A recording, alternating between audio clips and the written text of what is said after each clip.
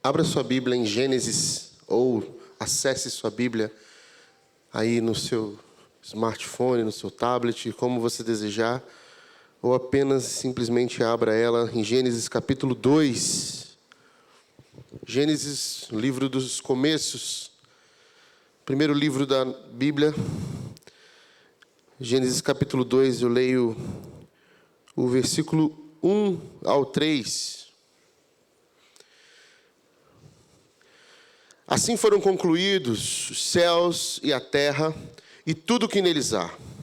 No sétimo dia, Deus já havia concluído a obra que realizara, e nesse dia descansou. Abençoou Deus o sétimo dia e o santificou, porque nele descansou de toda a obra que realizara na criação. Assim foram concluídos os céus e a terra e tudo o que neles há. No sétimo dia, Deus já havia concluído a obra que realizara, e nesse dia descansou. Abençoou Deus o sétimo dia e o santificou, porque nele descansou de toda a obra que realizara na criação. Pai, obrigado pela sua palavra. Obrigado, Senhor, por tudo que já foi dito, cantado, intercedido nesse dia. Continua com teu Santo Espírito a falar aos nossos corações. Ministra em nós, Pai. É o que te pedimos no nome poderoso de Jesus. Amém. Amém. Shabbat Shalom. Essa é a expressão hebraica para o tempo de descanso estabelecido por Deus no Gênesis. Shabbat Shalom.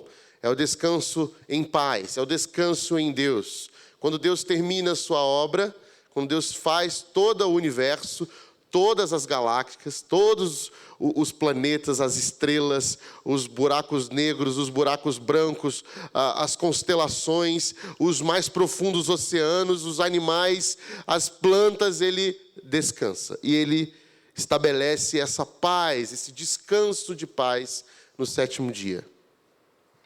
Esse é o texto que nós lemos agora em Gênesis. E nós vivemos numa sociedade cansada. Nós vivemos numa sociedade cansada. Não apenas cansada, mais do que isso, nós vivemos numa sociedade cansada à exaustão. E quando eu começo a falar essas primeiras palavras, você já sabe o que eu estou falando. Você já identificou na sua vida do que eu estou falando. O ritmo que as coisas tomaram em 40 anos para cá, e eu não estou sendo saudosista, até porque eu não tenho nem 40 anos, e eu não sei como era viver antes disso, mas o que a gente entende é que, ao longo da história da civilização, a velocidade está aumentando. Está aumentando. E nesses últimos 40 anos, aumentou para caramba. Aumentou mais do que nos últimos 100, por exemplo. A quantidade de informação compartilhada é muito maior do que qualquer época da nossa história, como humanidade. Eu nem sei se nós temos HD suficiente para tanta informação que recebemos por dia. Por dia. Não sei se a gente consegue processar isso. E talvez por isso nós temos hoje tantos problemas dentro das redes sociais com a porção de gente que sabe de tudo. Os famosos tudólogos. Esses estudiosos que têm opinião para tudo e são especialistas em tudo. E às vezes a gente está falando sobre uma coisa como se a gente fosse super entendedor daquilo. E, na verdade, a gente está recebendo muita informação mesmo. E essa quantidade de informação vem com essa quantidade de experiência exaustiva de trabalho que nos é proposta. Muitos de nós estão cansados, angustiados, com uma infinidade de coisas acontecendo, sem jamais parar ou pensar em parar. O cansaço, na nossa sociedade, ele é visto não como uma coisa ruim, ele é visto como uma coisa boa, e talvez esse é o problema. Porque falar que está cansado, na correria, trampando, é algo bom. Você já reparou isso? Liga para uma pessoa, ou uma pessoa te liga. Você está no sofá, vendo TV, de boa. A pessoa, tudo bem, está ocupado aí? Estou na correria, né? Mas pode falar aí. A gente tem dificuldade de falar, não estou fazendo nada agora. Principalmente se for num dia de semana, de manhã, à tarde, assim. Sabe, você para. Se um dia você para, quarta-feira à tarde, meio da semana, estou cansado. Sabe, 10 da manhã, vou acordar mais tarde hoje. Aí você acorda 9h30 da manhã, uma quarta-feira. Aí alguém te liga 9h40. Oi, aí, pode falar? Tá tranquilo aí? Tô na correria aqui, mas você acabou de acordar. Você não tem coragem de falar, que nada, hoje eu estou de boa, cara. Hoje eu tirei para dormir até mais tarde, que eu estava muito cansado. Mas ninguém tem vergonha de falar, não, estou trabalhando. Ninguém tem vergonha de falar, nossa, trabalhei até as 3 da manhã ontem. Nós não temos vergonha disso. Porque na nossa sociedade isso é visto como um princípio de excelência. Nossa, rapaz trabalhador. Né? Trabalha até de madrugada. Né? E é usado, inclusive, como respaldo para as maiores violências dentro de casa. Eu trabalho nessa casa de sol a sol e vocês têm que me tratar bem aqui dentro. Você está errado, você está trabalhando de sol a sol. Por que você está fazendo isso com você? Para chegar na sua casa e violentar as pessoas que você mais ama com o seu conceito de superprodutividade? Você está exausto e você dá todo o seu vigor de vida para pessoas que querem só o seu produto, só o seu fruto. Mas as pessoas que te amam pelo que você estão recebendo de você o sabugo, o bagaço da laranja, aquilo que não sobrou nada, porque você já espremeu tudo lá fora, porque lá fora te exigem tudo, te exigem toda a sua vitalidade. Em troca de quê? De amor? De carinho? De recíproca verdadeira? Não. Eles querem o seu produto. É o que você pode produzir. É o que você pode fornecer. E na sua casa? Eles querem você. E você não está lá. E a nossa sociedade exalta isso. A nossa cultura exalta essas pessoas. Os trabalhadores, as trabalhadoras. As que são produtivas. As pessoas produtivas, as pessoas que podem produzir, as pessoas que não param. Tanto é que a gente tem uma doença neste século chamada workaholic, que é a palavra em inglês para viciados em trabalho. Que as pessoas não têm vergonha nenhuma de dizer, eu sou workaholic. Fala até com um pouco de orgulho. Meu Deus, isso é uma doença, gente. Isso é uma doença, isso precisa de tratamento. Não é legal ser workaholic. Tem que tratar, tem que terapia e tal. Não é porque você não tem que confessar, não. Você pode confessar que você é workaholic. Agora você fala, não, é que eu sou muito workaholic mesmo, eu não consigo ver ninguém parado. Aí as pessoas, esse cara aí é trabalhador mesmo. Aí a gente olha com admiração. Nós estamos perdidos nessa consciência capitalista social que nos faz sermos apenas máquinas. Máquinas que produzem.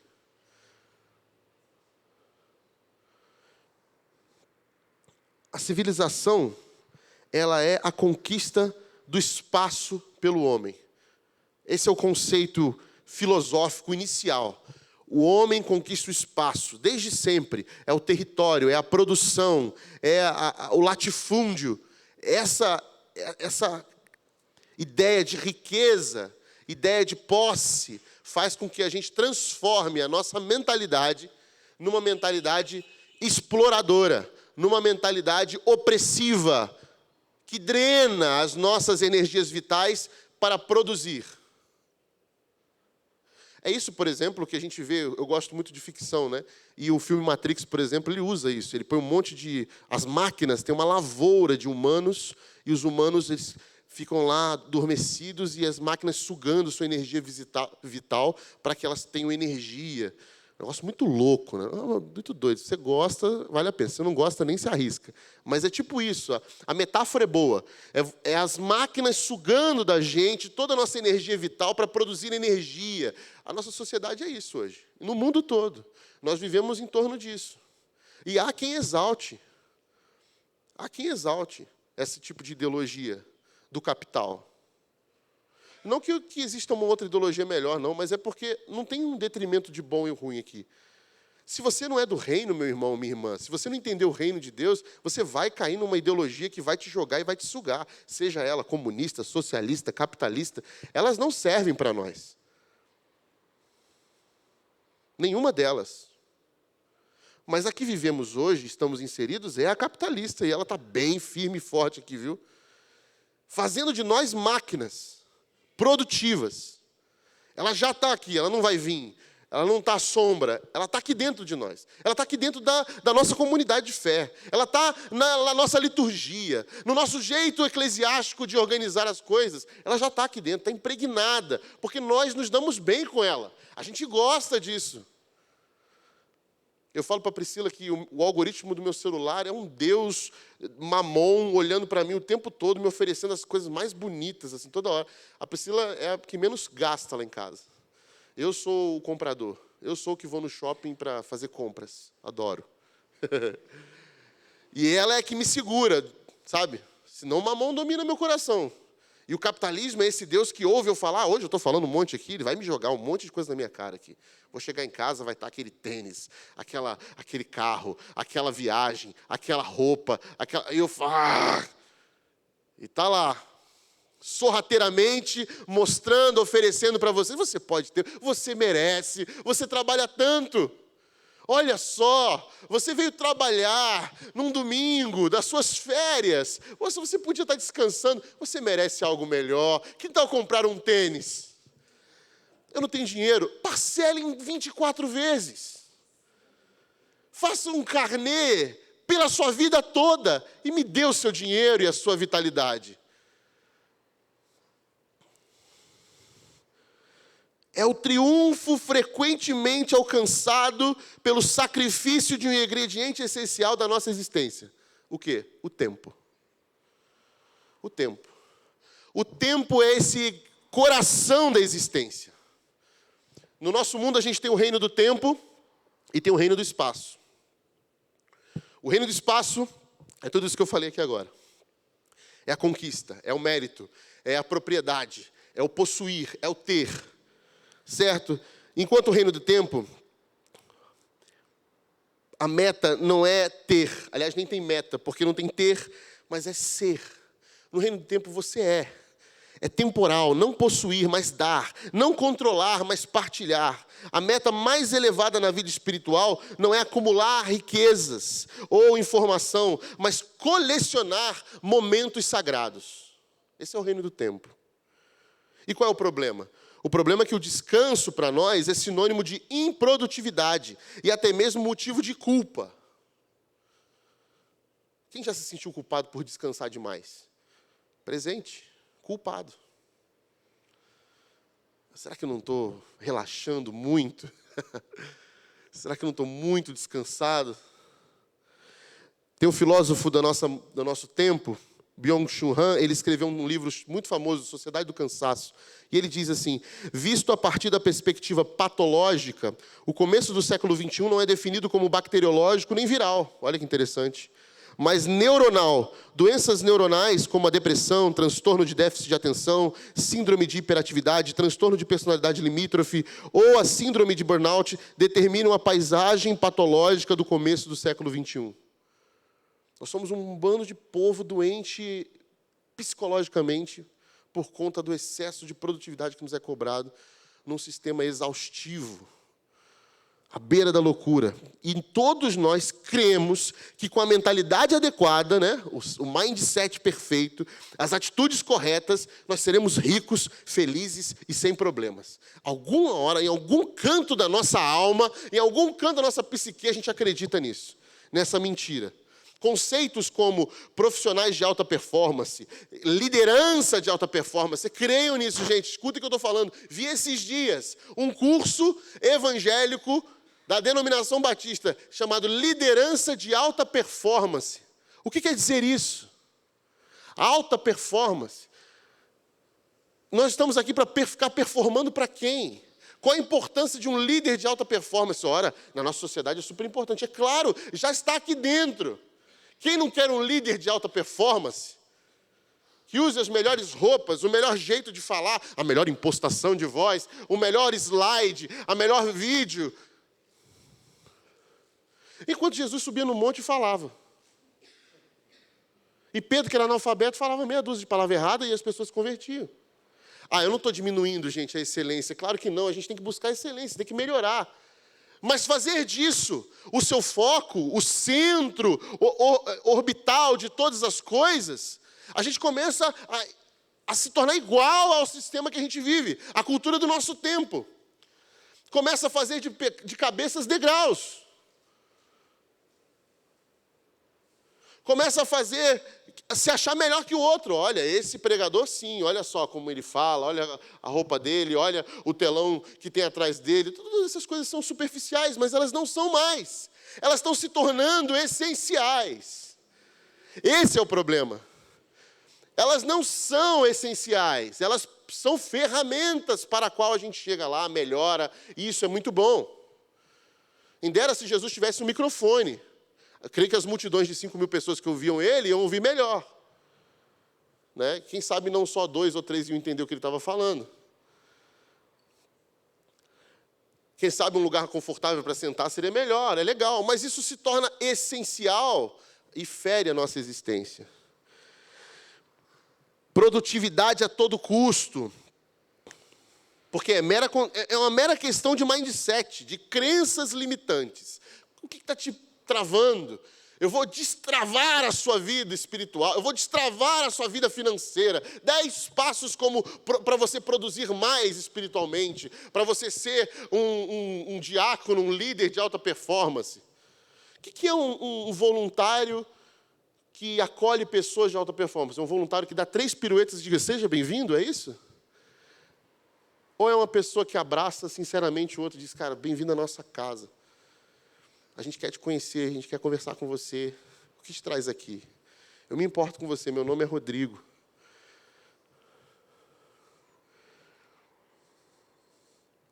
Ou a gente vai precisar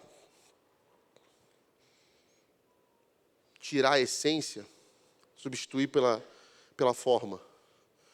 E aí a forma tem que ser daquele jeito. Porque eu vi lá, pastor, numa igreja nos Estados Unidos, a igreja tem até spa para os visitantes. Seria legal ter um spa para os visitantes. Os visitantes estão visitando a gente hoje aí. Seria legal ter um ofurô ali para você. Maneiro, né? Mas não é sobre isso.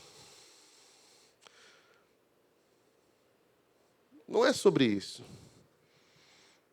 Isso vai gerando uma multidão de vaidosos e frustrados, ambos exaustos. Por que vaidosos? Porque o vaidoso ele tem medo de perder o que ele já conquistou. E o frustrado é que ele se decepcionou de não ter conseguido aquilo que os outros conseguiram. Aí a gente entra nessa lógica de consumir. Eu sento aqui, eu olho, nossa, eu gostei, eu já ouvi isso aqui, tá? Eu amei essa igreja, amei a palavra. É tudo muito, eu tenho laços aqui muito fortes. Laços do meu coração, da minha criação. Aqui é a minha casa. Mas eu gostei da celebração da outra igreja. Eu vou lá. O que te leva a uma comunidade? São os laços afetuosos, os entranháveis afetos de que Paulo fala? Ou é a quantidade de indumentária que a gente coloca aqui? Não sou contra, tá? Lembrando. Mas me preocupo. O que a gente tem buscado? A gente chega em casa, hoje a palavra não foi muito boa, não. Ih, o culto hoje estava fraco. Hoje foi mais ou menos. A gente está andando na estante, no supermercado. Hoje é bom, hoje é ruim. Ih, Rodrigo vai falar, nem vou hoje. Estou falando para vocês virem por causa de mim, não, mas é engraçado, sabe? Beira o cômico.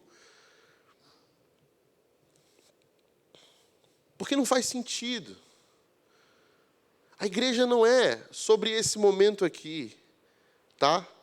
Embora ele seja um momento ápice da nossa semana, né? Vir ao culto, a igreja não é sobre isso aqui. Quando Jesus imaginou a igreja, ele não imaginou um auditório, todo mundo sentado, olhando para cá, para o Rodrigo falando. Ele imaginou um monte de gente sentado na mesa, partilhando, dividindo, abraçando, acolhendo. Gente que se importa com o outro, que ora com o outro, que divide a dor com o outro, que divide a caminhada, que restaura o coração do outro, que ajuda o outro a caminhar, que ensina, que partilha o credo dos apóstolos, que ensina a doutrina, que batiza em nome do Pai, do Filho e do Espírito Santo, porque dá testemunho que foi regenerado, que foi curado. Isso é igreja. Isso aqui a gente faz como um método de ensino, de partilha, que nós criamos. E isso se tornou a prateleira principal, a vitrine do supermercado cristão gospel. Os auditórios cheios, as performances, isso virou a essência. E lá fora, onde você está trabalhando, provavelmente você vive isso. Quem é o cara? Quem é o cara da superprodução? Quem é o cara que produz mais? Aonde é que você se vê nisso? Porque você vem para cá para dentro com essa consciência produtiva, que exaure o ser humano de fora. Porque lá fora nós somos jogados nesse círculo de produção. Quem trabalha em grandes empresas aí pode dizer melhor do que eu. O povo lá não entende se você está doente, se você está passando por um problema. Só entende se você está doente se você tem atestado. Se não tem atestado, você não está doente. O povo lá não entende, por exemplo, que teve uma treta que você precisa conversar com sua filha no último minuto. Não, você tem horário para chegar, meu irmão. Tem que bater o ponto. Você chegar para o chefe e falar que chegou atrasado porque sua filha cortou o dedo na hora que você estava saindo e ela pediu a tua ajuda, você vai ser mandado embora, você vai receber uma advertência. Você nem sabe qual é o seu nome direito, não sabe nem qual é a sua história. E o problema? O problema é que a gente vem para aqui para dentro com essa consciência. E aí é difícil, né? Separar. Porque aí eu tenho que também produzir. Eu tenho que como produzo na igreja? Eu compro a lei. Eu faço as coisas do jeito que Deus manda. Cadê a lei? Manda a lei. 613 mandamentos. Deixa eu ver um por um. Vou dando check aqui, o que falta, o que não falta. E aí no final diz, Senhor, eu tô bem, viu? Não sou pelo menos igual aquele irmão lá, que... Aquele irmão lá é pior que eu, né? Quando chegar aí no céu, você dá aquele upgrade para mim.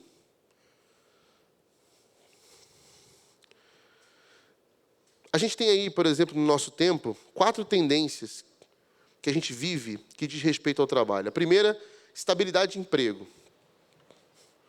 A gente sempre ouve isso, desde muitos anos para cá. Né? A gente escuta isso. Tem que ter uma estabilidade. Né? Então, estabilidade. Nem mais os serviços públicos têm estabilidade. Pelo menos no nosso país. E a gente está buscando essa tal de estabilidade de emprego. Né? Essa tal de estabilidade de emprego é igual a busca pela felicidade. É um negócio muito louco. Aquela pessoa está estável no emprego. Aí acontece eu já vi de tudo, cara. Até gente que tinha um emprego que parecia que não ia perder nunca, que deu ruim, e a pessoa perdeu. E a gente fica nessa. Não, porque eu tenho um emprego estável, você não tem. E aí fica nessa competição. O que é essa estabilidade? Essa estabilidade joga todo o meu descanso, todas as minhas preocupações, numa profissão, num trabalho. Eu estou tranquilo e estou descansado, por quê? Porque eu tenho Deus na minha vida? Não, porque eu tenho um emprego estável. E eu posso acordar segunda-feira tranquilo, porque eu conquistei a minha estabilidade de emprego. Outra tendência é esse volume excessivo de trabalho. Se você possui um cargo de importância, é esperado que você cumpra longas jornadas e que esteja sempre acessível. Certo? Se você possui cargos mais baixos, é provável que você necessite de mais de um emprego para complementar a renda. E aí a gente joga até para o outro. Eu trabalho muito, eu já estou no meu limite, e você aqui em casa não faz nada. Geralmente as mulheres sofrem com isso, né? Porque a gente cresceu numa sociedade machista que acha que mulher em casa não trabalha. Né? Depois as mulheres podem dar uma palestra para a gente sobre como elas trabalham, muito mais às vezes do que a gente. Porque elas não têm folga, não têm 13º, não têm férias remuneradas, não têm INSS, não têm FGTS, não pagam GP. Né? Elas fazem aquilo por amor. E o por amor na nossa sociedade, meu irmão, não é o faz-me rir, não é o pagode. Você quer rir, você tem que fazer rir. Amor? Que amor, meu irmão? Que amor? E as nossas mulheres estão dando trampo. Às vezes não poucas vezes, elas dão um trampo em casa e fora. E a gente só fora e chega em casa exausto, querendo que ela faça a minha janta. Uma vergonha na cara, meu irmão. Lavar uma roupa. Né? Estava falando com um casal uma vez, o casal falou assim, eu fico ajudando ela o tempo todo em casa. Eu falei assim, ajudando? Olha, eu vou te falar um negócio que eu aprendi no meu primeiro ano de casado. Uma vez eu virei para a Priscila e falei assim, Priscila, eu vou te ajudar aqui a limpar aqui a varanda. Ela virou para mim e disse, ajudar em quê? A casa não é sua? Eu falei, não, é minha. Então você vai me ajudar em quê? Você tem que fazer isso aqui porque você tem que fazer, você não está me ajudando em nada. Aí eu só queria limpar a varanda. Mas aprendi para sempre. E eu falo hoje para a galera que vem falar comigo. Esse dia que falou assim, eu estou ajudando. Ela falou assim, você não está ajudando, irmão. Se a casa é sua, você tem que fazer isso. Se a roupa é sua, você tem que fazer isso. É isso, é nós. Não tem isso. Não tem essa parada. E a gente vai dividindo as tarefas de casa conforme for a demanda e conforme for o combinado de cada um. Sem problema, sem preconceito, não tem problema com isso. Meu problema é a gente achar que em casa eu estou competindo com alguém. Quem trabalha mais e quem trabalha menos. Quem produz mais e quem produz menos. Não tem isso. E a gente que é homem, que já tem essa coisa do instinto, do que vai à caça, que vai buscar, a gente acha que tudo acontece do lado de fora de casa, que em casa é lindo, é maravilhoso, é comercial de margarina. Está tudo bem. Que as nossas esposas que não trabalham, que ficam em casa, elas ficam lá tranquilas, vendo programa de fofoca, lendo revista e gastando cartão de crédito. A gente acha isso. Mas muitas vezes é quando a gente cai com uma gripe e a gente acha que está com câncer, elas é que vêm até a gente falar, vamos lá, vou cuidar de você, tal. E muitas vezes ela, com a mesma gripe, está cuidando da gente. Então, há uma competição muito desleal nessa parada aí. E por que a gente tem competido até com gente da nossa casa? Porque a gente está aprendendo, desde pequeno, que tem que fazer isso. Gente, as nossas escolas com isso, quando começa a falar, não, quanto você tirou? Aí o outro fala, eu tirei 10. Você tirou quanto? 7? Isso é burro. É isso, desde pequeno. Premiação. Quando você tirou 10, então, nossa, então você vai ganhar tal. Quem tirou o melhor aluno? Tal, melhor aluno. O nosso ciclo ele é todo formado por uma lógica sistêmica de meritocrática. O que vem? A gente nasce, a gente cresce e a gente vai para a escola. E na escola a gente aprende, estuda, para quê? Para poder fazer vestibular. E para que a gente faz vestibular? Para entrar na faculdade. E aí por que a gente faz faculdade? Para arrumar um trabalho. E por que a gente vai trabalhar? Porque a gente precisa de dinheiro. E por que a gente precisa de dinheiro? Porque a gente tem que casar. E por que a gente precisa casar? Porque a gente quer ter filho. E quando tem filho? Para botar na escola. Para quê? Para poder estudar para o vestibular. Para quê? Para fazer faculdade. Para arrumar um trabalho. E pronto, a gente virou esse ciclo maluco de que só produz. Que sufoco! E a gente começa a condenar as pessoas que não estão dentro dessa loucura. E violências do tipo assim, nossa, você está encalhada, né? 30 anos, 40 anos não casou ainda. Quem disse que o casamento é um final? É um fim em si mesmo? Aonde vocês leram na Bíblia que o objetivo principal de Deus para a humanidade é que ele se case? Não tem isso na Bíblia, meus irmãos, novidade para você que ainda acredita. Não tem isso. A vontade de Deus para o homem, para a humanidade, é uma família. E uma família não é que você vai se casar. O casamento é um dos caminhos para o qual a família é servida. Olha que interessante, o casamento é uma ferramenta para a família. Mas a família não depende de um casamento. Porque se a vontade principal de Deus fosse essa, Jesus teria casado. E mostrado para a gente, olha, você tem que fazer que nem eu, casei. Olha aqui, ó. E ele fala o quê? Não, nem os anjos se dão em casamento, vocês estão entendendo errado. Como que Jesus forma uma família, meus irmãos? Como que ele forma uma família que chama igreja? Como? Ele dá a sua vida por nós. E aí ele fala o quê para a gente? Formem famílias. O que a gente faz para formar família? Dá a sua vida pelo outro. Se você vai casar ou não, o problema é seu, como diz Paulo. Não, você quer casar? Fica à vontade. Você não consegue aguentar ficar só. Mas eu aconselho você nem casar. E a gente está olhando para os solteiros e falando, meu Deus, que problema na nossa comunidade aqui. O menino está solteiro, gente. O que acontece? Ele está solteiro. Tudo bem, mano. Tudo bem, tá legal. Vamos normalizar isso, por favor. Muitas meninas foram violentadas emocionalmente por causa dessa cultura de que não, você tem que casar até, e tem um timeline, tem um deadline. Tem um deadline. Até 30 já começou a dar ruim. Começou a dar ruim, 30. Passou dos 30 e... Porque até casar, até ter filho, 40, aí o organismo da mulher já não dá para ter filho. Não sabe nem se a mulher quer ter filho. Não sabe nem se ela quer casar. E aí a gente cria monstros de produto. Você está vendo como invade tudo? O que a gente acha que era só a produtividade da nossa empresa invadiu até a concepção de filhos, até a formação familiar. Nós estamos exigindo já. A pessoa casa, aí o que a gente fala? E aí, quando vem o filho? Acabou de casar, meu irmão. Aí tem o primeiro, aí depois, e o segundo, vem quando? Meu Deus do céu, gente. Eu estou numa granja e eu sou o próprio frango. E o povo está avaliando. E esse aqui deu só um filhote. Fraco, hein? E o pior, vocês não sabem, é que vocês não vão acreditar, mas isso existe hoje. Se for menina, esse aí é fraco. Eu, então, sou o exemplo da fraqueza. Só mulher na minha casa. E as pessoas não acreditam quando eu falo que eu gosto de menina. Eu só amo ser pai de menina. Eu poderia ter 5 meninas. Brincadeira, Deus.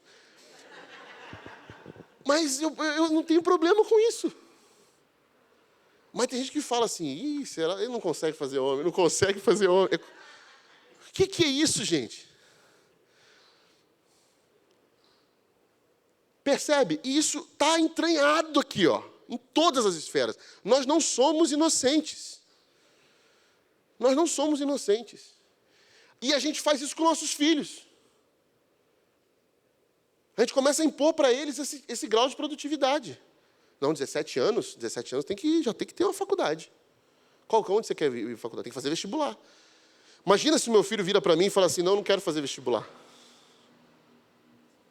Como não? Todo mundo está fazendo vestibular, você precisa fazer vestibular, como você vai entrar na faculdade? Não quero fazer faculdade. Peraí, meu, o que é isso? Você é vagabundo? Não, eu só não quero ir por esse caminho, quero outro. Mas que outro caminho? Não tem outro caminho. Gente, o que mais foi provado nesse século XXI é que tem muitos caminhos.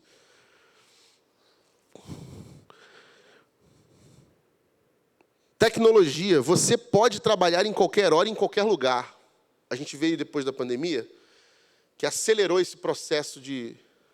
Eu posso trabalhar agora na minha casa, nas minhas férias, né? Acelerou esse processo. Agora, todas as empresas maiores, por exemplo, se você não tem um carga horária híbrida, você já nem é muito cotado. As maiores agora ou é híbrida ou é totalmente home office. Isso é maravilhoso, claro que é maravilhoso. Né? Eu posso trabalhar onde eu quiser. Posso estar passando férias com a minha família na casa de praia e estar trabalhando. Né? Tendo um Wi-Fi, estou trabalhando. E qual é o problema disso? O espaço invadiu o tempo. O espaço invadiu o tempo. Eu não tenho mais um tempo de descanso. Eu estou em qualquer espaço e lugar, dando o meu tempo para outra coisa que não descanso. O que acaba fazendo com que muitos de nós trabalhemos exatamente o tempo todo e em todos os lugares. Nossa casa já não é mais um refúgio. Ela se torna o home office, ou seja, um escritório de trabalho.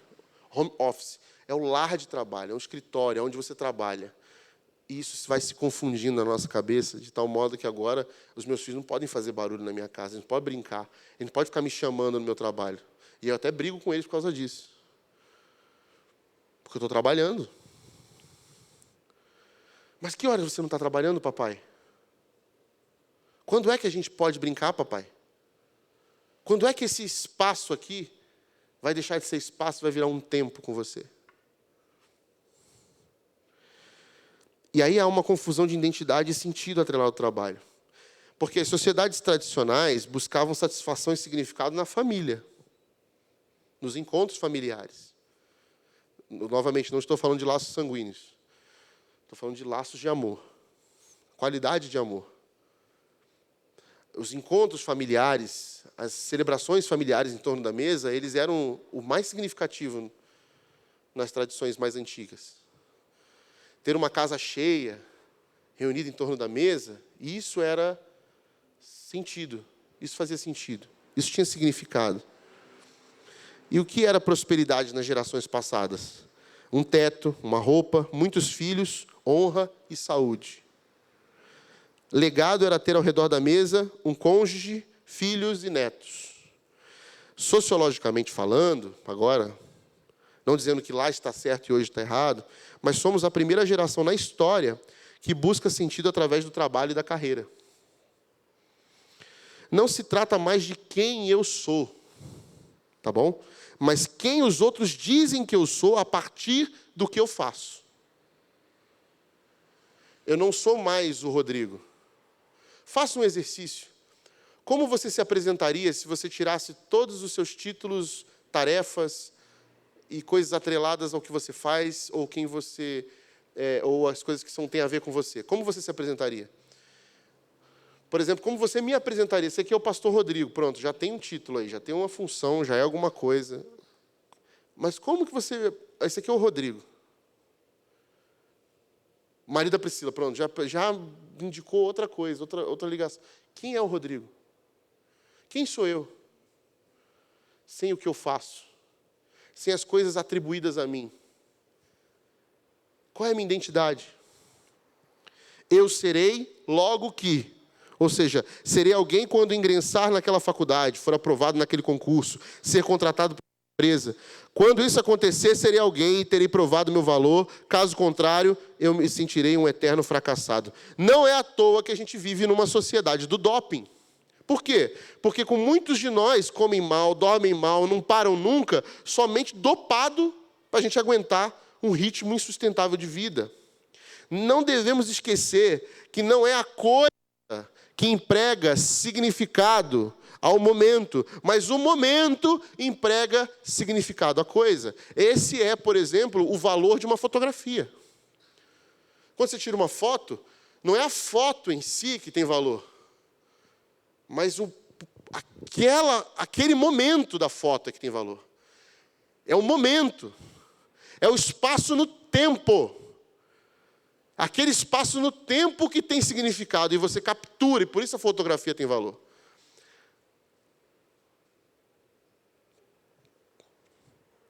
A vida precisa de pausas. No texto, no versículo 2, a gente vê assim: no 7º dia Deus havia concluído a obra que realizara, e nesse dia descansou. A vida não é sustentável se não houver descanso. O nosso corpo não foi criado para trabalhar 24 horas por dia, 7 dias por semana, 365 dias por ano. Enquanto as divindades de outros povos estavam associadas aos lugares, espaços, coisas, o Deus de Israel era o Deus dos acontecimentos, do Deus do Kairos. O que é Kairos? A palavra grega para tempo oportuno. É o Deus do momento. Daquele momento, é o que não falha, é o que chega, a sua hora é perfeita, é o Deus do momento exato. Esse é o nosso Deus. O Deus trabalha por 6 dias e então descansa. Deus não descansa porque está cansado demais. Ufa, trabalhei 6 dias, vou descansar. Não, ele descansa por algumas razões. Descansa porque, se satisfaz na obra que foi realizada. Viu que era bom e está satisfeito. Quem é insatisfeito não descansa. E o problema é que a maioria de nós é insatisfeito por natureza. Nós nunca estamos satisfeitos. Nunca está bom o suficiente. Sempre vai ter algo a mais para a gente botar. Mas Deus estava satisfeito com o que Ele fez e Ele então descansa. Se você é insatisfeito, meu irmão, minha irmã, você nunca vai descansar. Você pode deitar na sua cama e a sua cabeça vai continuar fazendo você ficar exausto. Descansa, por quê? Para nos estabelecer padrões. Que padrões? O ponto não é trabalhar menos, o ponto é trabalhar bem. A cada final da sua criação, o que a Bíblia diz? Deus viu que era bom. Não é trabalhar pouco, não é diminuir a carga horária. Agora tem algumas empresas que estão tentando fazer isso, né? Eu vou diminuir a carga horária aqui e botar para 4 dias. O problema é que isso não vai mudar enquanto na nossa cabeça a gente achar que está faltando alguma coisa.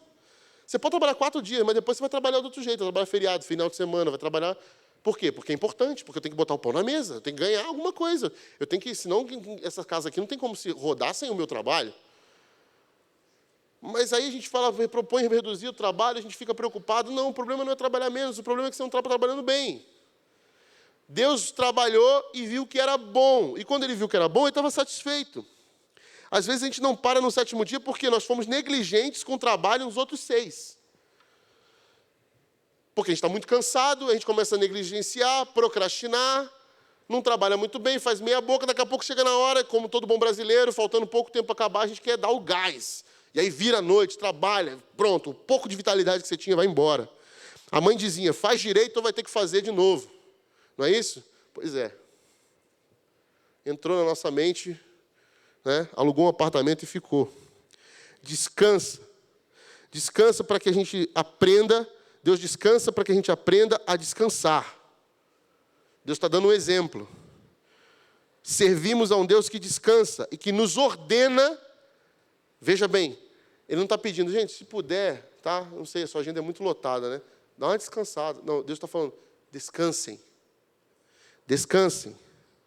O descanso é algo sagrado. Versículo 3. Abençoou Deus o 7º dia e o santificou, porque nele descansou de toda a obra que realizara na criação. Uma das mais notáveis palavras da Bíblia é o termo kadosh. Kadosh, que ela tem um significado de santo, sobre a majestade divina. E essa palavra que é usada aqui, mais do que qualquer outra, é representativa do mistério e majestade divina.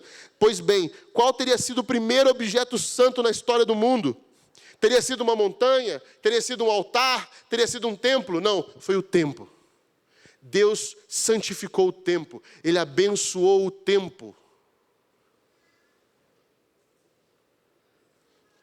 De fato, é uma ocasião única em que a notável palavra kadosh é usada pela primeira vez no livro de Gênesis, ao final da história da criação.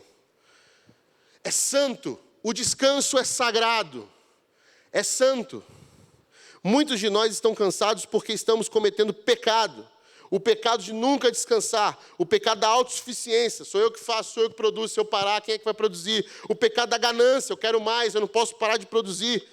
O pecado da falta de fé naquele que supre todas as coisas. Meu Deus, se nós cremos num Deus que supre, o Jeová Jirê, o Deus da provisão, se nós cremos que Ele é o Senhor do ouro e da prata, se nós cremos que tudo que recebemos é por graça, o que nós estamos fazendo com as nossas vidas? Achando que depende de nós, que só por nós, que é tudo nós. Então o que você faz quando você vai entregar o dízimo, a oferta? Você acha que está fazendo um favor para Deus? Você acha que Deus precisa do teu dinheiro? Não, o ato de entrega do dízimo e da oferta é um ato de renúncia, dizendo assim, foi pelo Senhor, foi porque o Senhor abençoou, e eu quero dizer para o Senhor que isso que eu tenho não é meu, isso que eu tenho não é um Deus para mim, o Senhor é o meu Deus e está aqui, é bênção na minha vida, e para continuar sendo bênção, eu vou dizer para Ele, para esse dinheiro, o que eu faço com ele.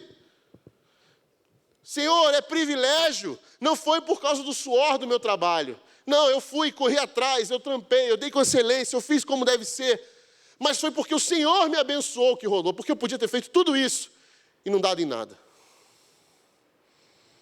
Tem muita gente hoje dentro das igrejas que acha que meritocracia é real e existe e é bom. Gente, isso não tem a ver. Meritocracia não existe no reino do reino de Deus.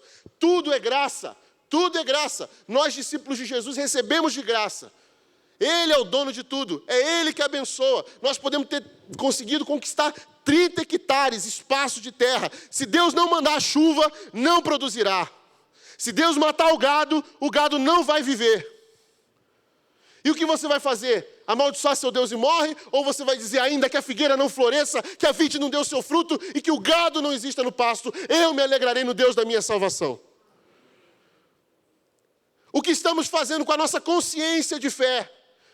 Estamos barganhando com Deus. É um trade, é um negócio. Eu dou o dízimo, Deus me abençoa. Deus me abençoa, eu dou o dízimo. Ah, eu tenho porque eu latei, eu batalhei muito. Quem não tem porque não batalhou. Onde você está vendo isso? Numa sociedade em que crianças já nascem à beira da morte, faminta. Aonde você vê que existe igualdade de direitos, de dignidade? Não existe, meus irmãos. Por quê? Porque o nosso sistema, aquele que a gente está falando aqui o tempo todo, ele privilegia os campeões, os produtivos. Então nós somos privilegiados. Nós somos privilegiados. Assuma sua posição de privilégio. Não foi por minha causa, não foi minha capacidade intelectual, não foi. Foi porque Deus me resgatou de uma sociedade, de um sistema que diz que não, que é por minha causa, e me colocou agora, beleza, você foi privilegiado por esse sistema corrupto, pecaminoso que você vive. O que você vai fazer agora, Rodrigo? O que você vai fazer agora com isso? Bom, não tem nada para eu fazer a não ser construir uma família. Que família é essa? Eu casar com a Priscila e ter filhos? Não. Eu dar a minha vida pelos outros. É usar tudo que esse sistema pecaminoso me jogou como privilégio a favor do outro que não tem nada. E aí Jesus vai olhar para mim e dizer, muito bem, meu filho, quando eu tive fome, você me deu o que comer. Como eu tive sede, você me deu o que beber. Quando eu estava nu, você me vestiu. É isso que a gente faz, a gente subverte. A gente é um vírus dentro desse sistema do mal que jaz no maligno. Ele vai privilegiando alguns, muito bem, você privilegiou a mim, né, capitalismo, então tá bom. Então agora eu vou usar esse privilégio para abençoar um monte de gente. Gente que você não privilegiou, gente que está marginalizada. Isso se chama igreja. E eles não tinham nada em comum. Uma só era a mente e o coração. Eles partilhavam tudo o que tinham e não consideravam sua coisa alguma. Mas colocavam aos pés dos apóstolos todos os seus bens e posses. E não havia necessitados entre eles. Mas iam dando testemunho da ressurreição todos os dias. E o Espírito Santo de Deus ia acrescentando aqueles que iam sendo salvos. É isso que a Bíblia fala, é isso que a igreja é isso que nós somos. Nós não somos uma sociedade cansada, exaurida. Nós somos o sinal do reino de Deus. O povo que diz aqui não é o reino do espaço da conquista, aqui é tempo. E que tempo é esse? É o Kairos de Deus. Então, quando você entra aqui, não é porque é o sábado, é o domingo, não, é Jesus. Quem é o teu sábado? É Jesus. Venham a mim, vocês, dessa sociedade cansada, oprimida, e eu vos aliviarei, porque o meu fardo é leve e o meu jugo é suave. Eu estou aqui para abençoar vocês. Descansem, abram as mãos, se desarmem, se coloquem, se rendam, se entreguem. Deus chama de boa a semana de trabalho, mas Ele chama de sagrado o dia de descanso.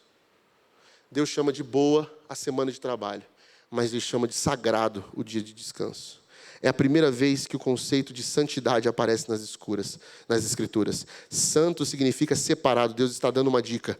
Em uma sociedade que enxerga como virtude o não parar nunca, você precisa consagrar, santificar, separar tempo na sua agenda para descansar. Aprenda a descansar com Deus. Aprenda.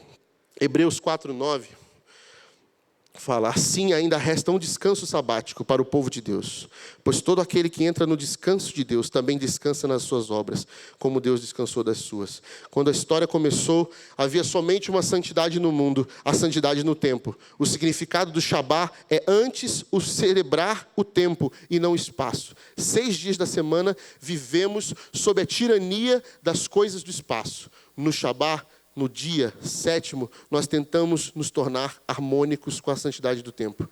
É um dia que nós chamamos a partilhar o que é eterno no tempo. É para fugir dos resultados da criação para os mistérios da criação. Aquilo que a gente não controla, aquilo que nós não temos posse. Do mundo da criação para a criação do mundo. É sobre isso. Jesus é o nosso Shabat. Jesus Cristo é o sábado, ainda resta um sábado, é Ele é a razão de entrar. Quando a gente entra nesse descanso, quando nós recebemos essa missão como discípulos de Jesus, nós entendemos, descansamos, o fardo é leve, o jugo é suave, saímos dessa lógica opressora de termos que produzir coisas o tempo todo, para a gente saber que a nossa identidade não está atrelada ao que fazemos, ao que produzimos, não é lógica meritocrática, não tem a ver o que você pode fazer ou não para agradar a Deus, não é sobre isso. Não existe nada que você faça ou deixe de fazer que vai fazer com que Deus fique mais feliz com você ou menos. É claro, Deus gosta de filhos obedientes. E obedecer a Ele agrada a Ele. Mas se você desobedecer, Ele não vai deixar de te amar. Mas Ele vai querer que você descanse nele. E como que você descansa nele? Em Jesus. E Jesus fala o quê? Eu estou aqui para perdoar seus pecados. Confesse, descanse. Pare com essa lógica de achar que você não pode errar, que você não pode pecar. Porque se você acha que você não pode errar ou pecar, você é aquele bem legalista, falso moralista, que se esconde atrás dos pecados, ou esconde os seus pecados, para fingir que você não erra. E Jesus está dizendo, não tem problema, eu já morri pelos seus pecados. Onde abundou o pecado, superabundou a graça. E por isso, vamos pecar mais por conta disso? Não, mas estamos dizendo que agora é possível confessar, falar abertamente, sem ter vergonha ou medo. Por quê? Porque é o descanso do Senhor. Não tem nada que você faça para se livrar desse pecado, ele vai estar grudado em você, ele vai estar agarrado em você enquanto você sustentar ele. Confesse-o, traga para a luz e descanse, se renda. Só assim você vai entender o que é ter responsabilidade com tudo isso que nós aprendemos como princípios. Não existe maturidade espiritual e parecer mais com Jesus se não houver confissão, se não houver descanso, se não houver abrir mão, se não houver a paz do Shabbat Shalom. Não depende de mim ou de você. Não é sobre a quantidade de acertos que você teve na semana e erros. Não existe um placar no céu. Não existe. Esse placar foi quebrado há muito tempo. O véu se rasgou. Não tem como, não há coisas que vão fazer, que você vai achar que pode fazer você mais bonzinho, ou coisas que vai achar que você é mais malzinho. Você é quem você é. E Jesus te ama desse jeito. E Jesus te chamou desse jeito. Vinde como estás. Eu vos aliviarei. Descansa. E eu termino com essa palavra mais importante, talvez, para mim, nesses últimos dias, que está no Evangelho de Mateus, capítulo 3, versículo 17. Quando Jesus é batizado por João Batista, veio uma voz do alto, dos céus. Então uma voz dos céus disse, este é o meu Filho amado, de quem me agrado, em quem tenho alegria. Deus virando para Jesus e dizendo para ele, esse é meu Filho amado, que eu tenho alegria. Sabe o que me diz isso? O mais impressionante dessa passagem é que Deus vira para Jesus e fala, este aí que vocês estão vendo sendo batizado é meu Filho amado que me agrada, num momento muito importante da história de Jesus. Qual momento? Um momento que ele não tinha feito absolutamente nada. Jesus não tinha feito um milagre, Jesus não tinha escolhido os discípulos, Jesus não tinha começado a ensinar, Jesus não tinha feito nada. Ele não tinha feito uma profecia, ele não tinha anunciado a sua volta, nada. E Deus abre os céus e se manifesta dizendo, estão vendo aí? Estão vendo esse Jesus aí? Esse é meu Filho amado. E eu me alegro nele. Mas o que ele fez? Não fez nada. O que ele deixou de fazer? Nada. Mas é o meu filho.